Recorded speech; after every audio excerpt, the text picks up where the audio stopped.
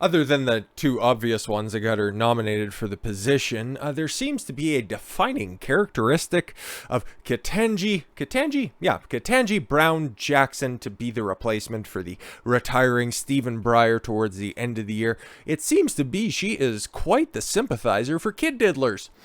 Josh Hawley went through, well, he's probably had some staff. He went through a lot of her decisions and found out not one, not two, not three, about a half dozen different decisions that she made deviated from the child porn and child sexual assault cases that crossed her desk across her entire career. She seemed to have downward departures, and she seemed to stray away from the guidelines on every single one of the fucking cases regarding these heinous acts. It's just an odd thing to see, but is it really? Biden's SCOTUS pick has a pattern of letting child porn offenders off the hook. Not just child porn offenders, my guy. Senator Josh Hawley, thank God he's off the whole Zelensky's a really good guy fucking kick, and he's actually doing something important. Called out President Joe Biden's nominee for United States Supreme Court, Ketanji Brown Jackson, for having a pattern of letting child porn offenders off the hook for their appalling crimes in a series of tweets detailing Judge Jackson's rulings, interviews, articles, and speeches.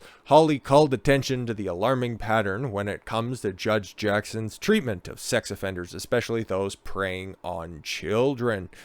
Biden nominated Jackson to replace retiring Stephen Breyer last month, fulfilling a campaign promise to nominate a black woman to the Supreme Court, because it's about time.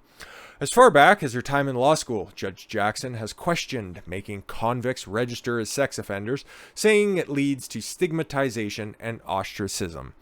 Interesting. Depending on the severity of the case, I might listen to your criticisms of the sex offender registry, but there are certain charges where, okay, I'm of the camp that if you do certain heinous crimes, especially ones against children, we should have higher penalties, right? Because Russia took a look at some of their penalties, and after one kid diddler did his time in prison after being convicted, ended up killing a couple of kids and a bunch of other people as well after molesting them as well. And then they just decided, it's time to ratchet up those charges, and anybody convicted of kid diddling gets sent to Siberia. I think that that's something that should be carried out through the Western world, where if you're convicted of doing the most heinous shit imaginable, and that's what I think pedophiles do, okay? And that's what they are. If you go out there, seek and acquire child pornography, if you're rubbing on kids, if you're fucking them in the butt, you should probably just be hung. Just don't even bother wasting the cot space or send them to a fucking work camp. I don't really care. You're fucking scum people. But it's such a highly emotional topic, because when anybody ever hears accusations that somebody's a kid diddler, it just all of their logic and sense just flies out the fucking window. Listen, like I said, I've laid out my position on this. You're convicted of that shit beyond a reasonable doubt, which is the standard, by the way. You do that type of shit, I have no space for you in my world, but I'm not in charge of all this stuff, so of course you can mitigate that as you want. But there are people who also think that being a pedophile starts at being a non-offending pedophile, which is, that's a loaded topic in and of itself.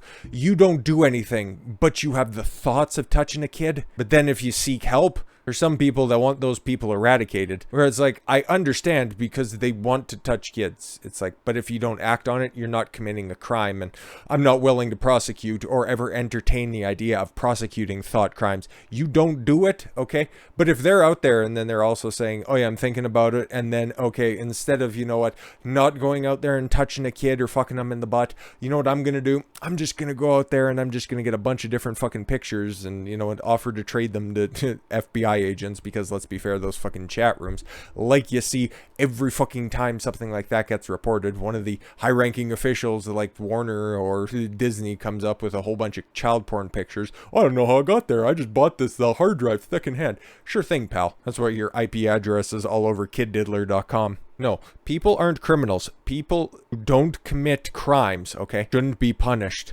You have an urge? Okay, cool. I get cut off in traffic. I have an urge to follow somebody and cave their fucking head in. I don't act on it. Therefore, I shouldn't be charged with attempted murder. But some people out there, lots of people think that if there's some people out there that have the urge to do, like what I've said before, some of the most heinous shit on earth. I can't even think of a comparable that's out there, okay? ruining some kid's life by acting out and not being able to control your fucking urges, punishing that with life in prison or just putting them on a registry. I'm not down with that. I think that's dangerous, because that opens up a door to a whole bunch of nonsense. But with all that stuff laid out, and I know that was a little bit of a sidetrack, but I think it's important to put that out there as well. You have a judge who's deciding on people who have been convicted by a panel of their peers, and then you say, you know what? I know you got like thousands of images of child porn on your computer. You probably don't have to go to jail for as long as they say minimally that you're required to.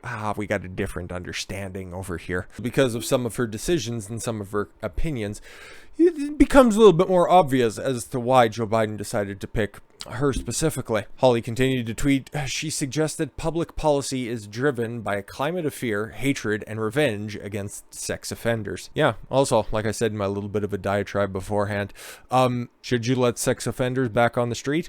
I don't really know. Not the ones against kids, in my opinion. Hawley shared an article penned by Jackson where she wrote, in the current climate of fear, hatred, and revenge associated with the release of convicted sex criminals, courts must be especially attentive to legislative enactments that use public health and safety rhetoric to justify procedures that are, in essence, punishment and detention. I don't necessarily know what she's referencing there, but is that like chemical castration, shock therapy, shit like that? I was like, you know how you avoid that? Never let them out of jail. How about that? Case closed. Hawley cited cases such as U.S. v. Chazen, Cooper, Downs syndrome, Sears, and Stewart as examples of her leniency towards sentencing of child porn sex offenders. Not just one or two cases, okay? You got, what, a half dozen there? 1, 2, 3, 4, 5, sorry.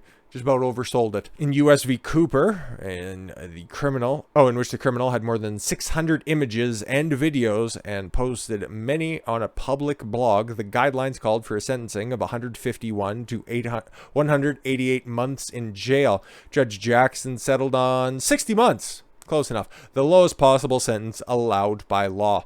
Why is that?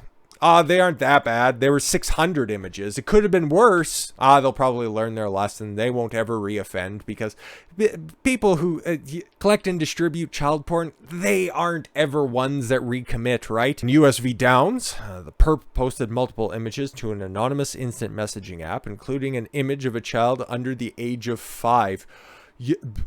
Sentence should have been 45 caliber. The guideline recommended 70 to 87 months. Judge Jackson gave him the lowest allowed sentence by law, 60 fucking months. Hawley sits on the Senate Judiciary Committee, where Democrat Senate leader Chuck Schumer said Jackson would have a prompt hearing. This better be at the fucking forefront, because this right here, outside of like, okay, cool, we all remember the previous couple of hearings when it came to confirming Supreme Court nominees. Kavanaugh, that needs no explanation. Amy Coney Barrett, you're a devout Catholic. All of that shit has to do with stuff outside of the bench, okay, extracurricular activities. Even Clarence Thomas, you can go back from before even I was born. I'm pretty sure that was before I was born. If not, that was early 90s or whatever. At worst. That was the whole him making a joke about a pube being on a Coke can.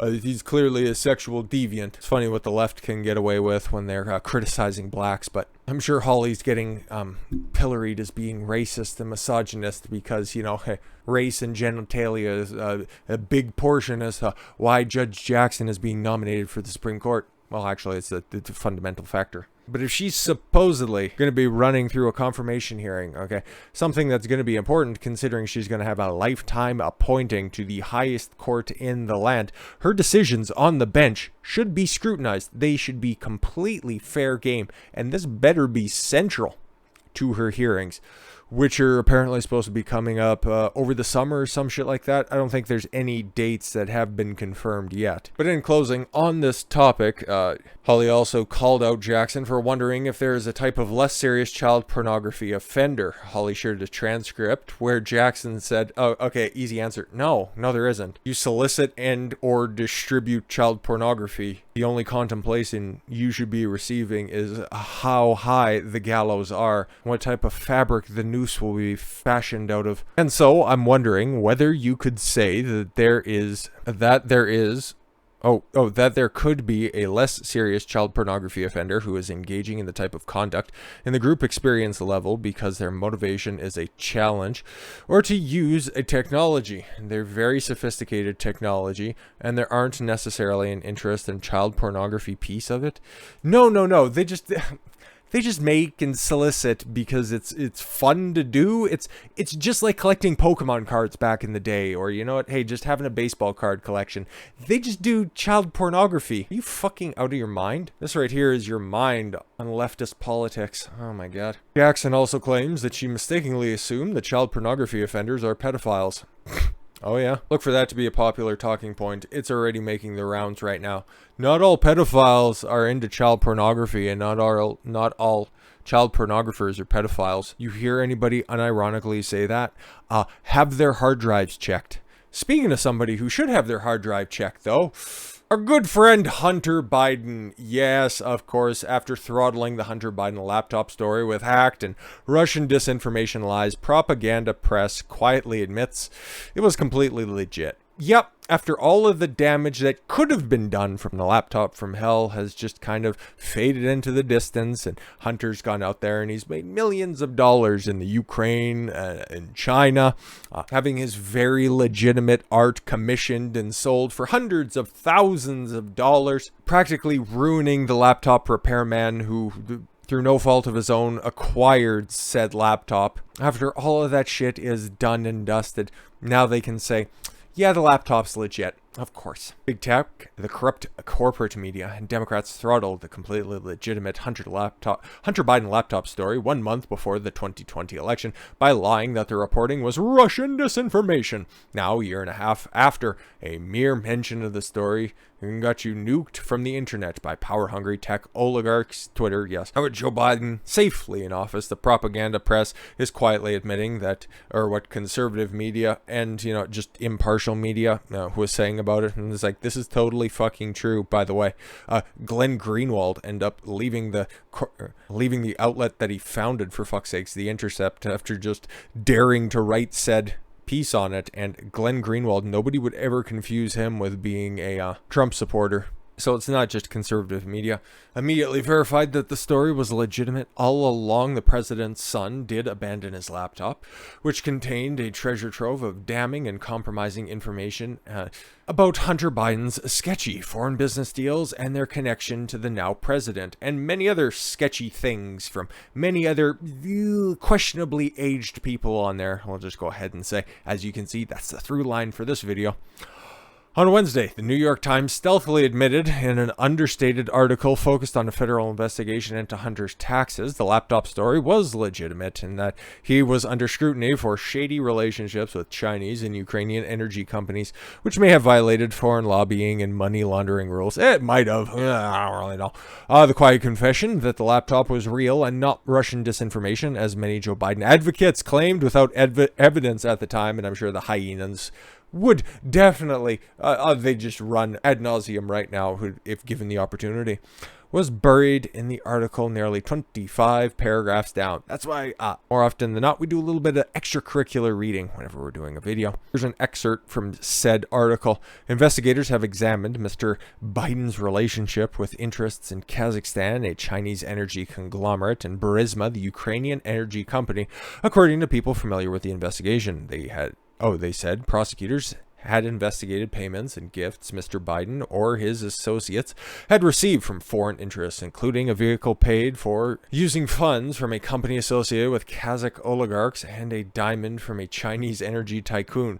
Prosecutors also sought documents related to corporate entities, through which Mr. Biden and his associates conducted business with interests around the world. How would they have gotten all of that information? Because that was never published before.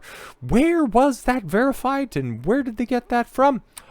Oh, that's from the laptop, right? The New York Post first reported the 2020... October 2020 that a smoking gun email discovered on an abandoned laptop demonstrated how Hunter Biden introduced Ukrainian businessmen to VP Dad. The news was devastating enough to hurt Joe Biden's chances to topper former President Donald Trump. So the corrupt elites who control our nation's stream of information at every conceivable level banded together to brand the story as misinformation that deserved to be censored and suppressed. Early after the Post broke the news, Politico rushed to publish a letter signed by dozens of former intelligence heads from the CIA, Department of Defense, National Security Agency, and Mitt Romney too, if you remember the debates. God, it's been a minute since I've referenced that, but that's what Biden was saying. And hey, you even see at the time future press secretary Jen Psaki, Hunter Biden's story is Russian disinfo, dozens of former intel officials say. That's why I don't trust anything where it says, yes, experts or intel officials, because who are the ones being quoted right now when it comes to all the Russia and Ukraine nonsense? Experts say, intel officials say. Yeah, okay, cool. But yeah, that's exactly what you get. They will lie directly to your face, regardless of party, okay? To achieve what they want, and then once everything's done and dusted and their victory is assured and confirmed and there's absolutely nothing wrong with anything, and there's no blowback they could face by admitting the obvious, then they will. They won't make a big scene about it, and they'll just make a little offhanded remark, or maybe cite something from only one place that's available. Then they'll do it. This is just going to be the tactic again, because everybody knows there's a big set of elections coming down at the end of the year. So next time you see some odd scenarios pop up that just seem a little bit too good to be true, or a little bit too flamboyant to make sense, maybe run it past your eyes first and see what you think about it, and then maybe trust that until it's all said and done. That's what I've done, and it seems to be boring out fairly well when it comes to the laptop story. Remember Matt Gaetz was under investigation for something? Oh, he's taking escorts across state lines. How did that one fall out? Exactly. Trump's piss tape, Trump colluding with Ukraine. That's just some shit off the top of my head. But experts said all of those things, they were definitely, all the bad people were definitely always on the right. And you know why they continue to do this? Because there's no consequence for their establishment simpery. Hopefully that changes in 2022 and in 2024, but until then, just keep your eyes open. Enjoy the beginning of your weekend. We'll see what's going on over that. Spring starts on Sunday, which is fucking awesome. We're finally through this disastrous winter, and I couldn't be happier. Hopefully it's nice wherever you find yourself, and hopefully the news isn't too turbulent over the weekend. With all that said, thank you all very much for the gift of your time. I've been Don Consuelo. Why don't you follow your gut and get after it. Take care, everyone.